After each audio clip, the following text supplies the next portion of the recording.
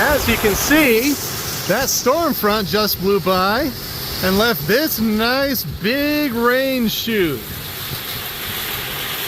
That just blew past us. You can kind of see a little of the rain that was coming out of it at the time. And now we're in that.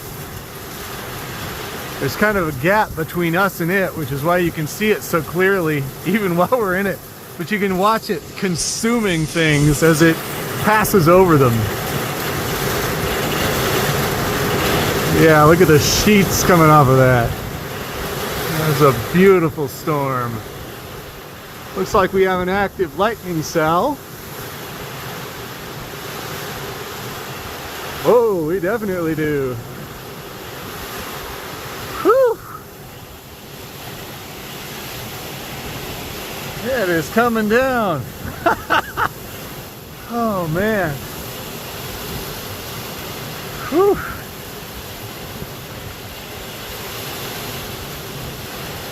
This is a Texas rainstorm. We might get a lot out of it, or very little. You just never know. I'm going back inside now. It's a little cold.